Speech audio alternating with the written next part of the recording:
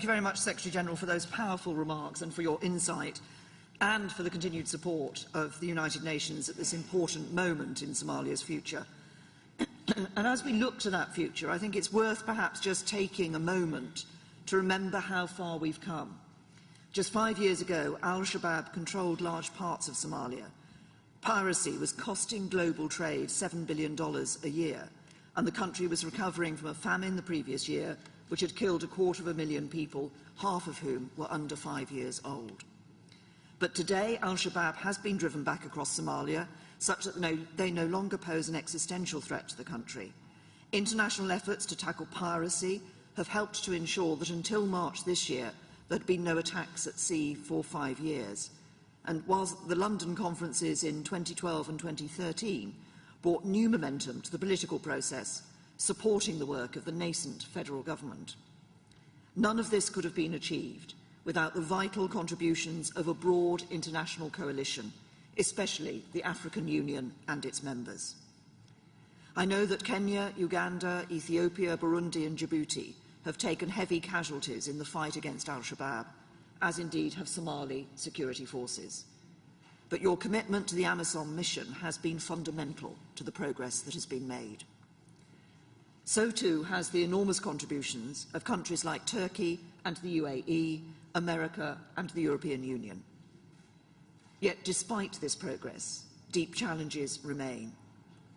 Al-Shabaab has tripled its attacks on Mogadishu, and Somali forces do not yet have the capability to take over control of their own security. The political process still has a way to go, with Somalia once again ranked the most fragile state in the world.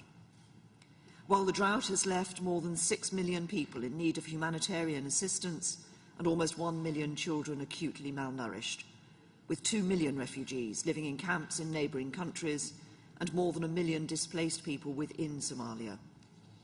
Of course, we must continue to respond urgently to the need for humanitarian assistance. I'm proud that the United Kingdom is at the forefront of these efforts, providing £110 million over 2 years for emergency food assistance, life-saving nutrition, safe drinking water and emergency health care. Other donors have stepped up, and I welcome generous contributions from Sweden, Norway, Japan and Germany, as well as the important work of the UN in coordinating international efforts. But more is needed so that everything possible can be done to help those in the hardest to reach areas. So we will look closely at needs of the revised UN appeal, and we urge others to continue to step up in the months ahead. But if we are to support President Farmajo in building a better long-term future for his country, we must do more than tackle the consequences of this crisis, as vital as it is. We must also address its causes by building Somalia's resilience and helping to develop the security and stability that can provide the best hope of preventing similar crises in the future.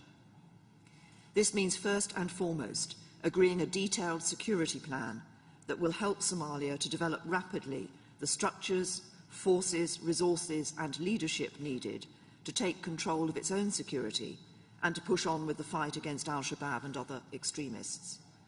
And second, it means backing President Farmajo in his efforts to build a more inclusive, federal and democratic state, together with the economic development that can create more jobs and livelihoods for Somalia's people.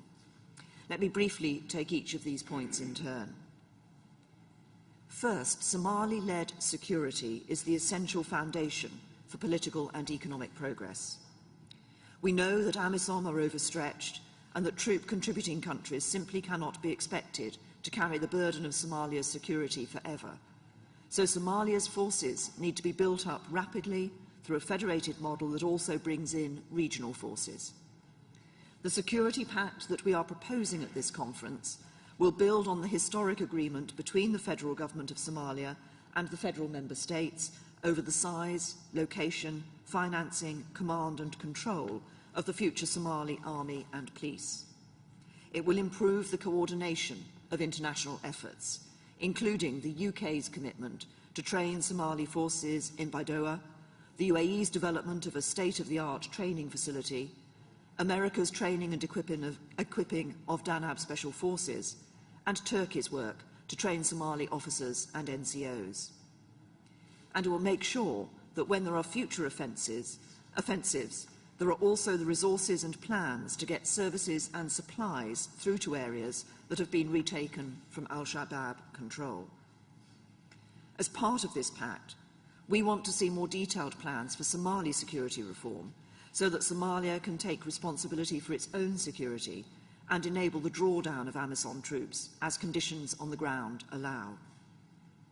We want to see the integration of Somali regional forces and an increase in Somali capacity, as this will be crucial in allowing the resumption of offensives against the remaining al-Shabaab strongholds in southern Somalia, as well as the continued pressure on the small Daesh affiliate in Puntland and improved security in Mogadishu.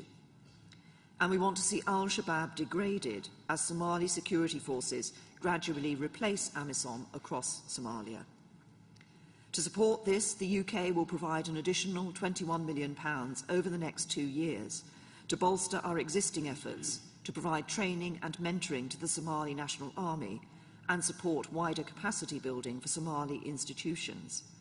And I strongly encourage others here today to make their own commitments to support this process and to do so at the latest by the time of the next security conference in October.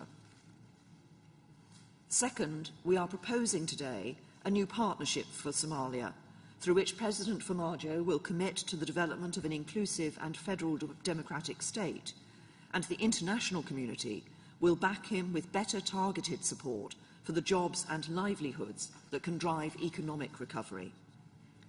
So through this new partnership, Somalia will commit to a 4-year roadmap of reforms that include closer cooperation between Mogadishu and the regions of Somalia on security and stabilisation, and a political agreement on resource and power sharing that can lead to a revised federal constitution. Somalia will also work towards a fairer and more accessible justice system. It will prioritise the tackling of corruption and set a clear path to one person, one vote elections in 2021. In return, the international community will back these reforms with better targeted support for economic recovery. This will include the targeting of donor support on key investment priorities, such as the agriculture, livestock and fisheries sectors, and support for mobilising development finance and working towards securing debt relief. We know just how challenging President Farmajo's reforms will be to deliver, but we know too just how vital they are. They will enable Somalis to know who is responsible for their security and their access to justice. They will give Somali people the chance to ensure that their resources are managed equitably and transparently. And they will give the federal government a greater ability to raise the vital domestic revenues that can underpin economic recovery, funding public services in areas liberated from al-Shabaab, and paying for the professional armed forces and police that are so important to Somalia's security. And by creating more business and employment opportunities, these reforms will also mean that more of Somalia's brightest and best people will be able to stay in Somalia or return to Somalia to play their part in building a new future for their country.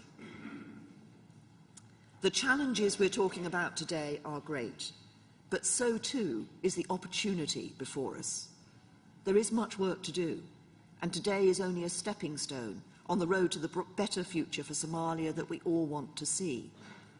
But as we have shown in recent years, Somalia is a place where the world can unite. And if we continue to do so, if we seize this moment to come together behind the efforts of President Farmajo, if we work together to deliver this new security pact and support the whole of Somalia, there can be a new future for this country. In what was once called the world's most dangerous place, we can defeat the terrorists, keep them out, and bring Somalia the stability and prosperity it deserves. So thank you once again for your support today. I'm delighted that the Foreign Secretary, Boris Johnson, will be acting as the UK host for today's conference, and I look forward to hearing the details of your discussions and to working with you all in the months and years ahead, as together we support President Farmajo in building a better future for all the people of Somalia. Thank you.